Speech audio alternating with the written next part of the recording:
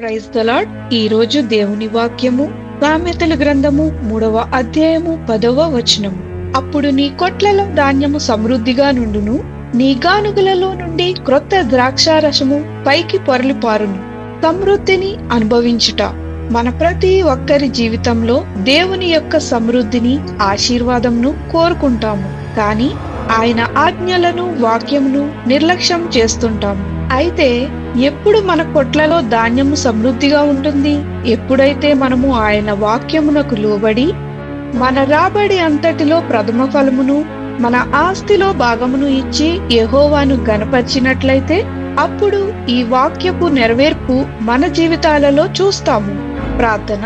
ప్రభువైన యేసు, నీ వాక్యమును, నీ ఆజ్ఞలకు లోబడి నీవు మాకు ఇచ్చిన సమృద్ధిలో నుండి నీకు చెందవలసిన వాటిని ఇచ్చుటకు, నమ్మకమైన వారిగా ఉండుటకు మాకు సహాయం చేయమని యేసు నామమున అడుగుచున్నాం తండ్రి.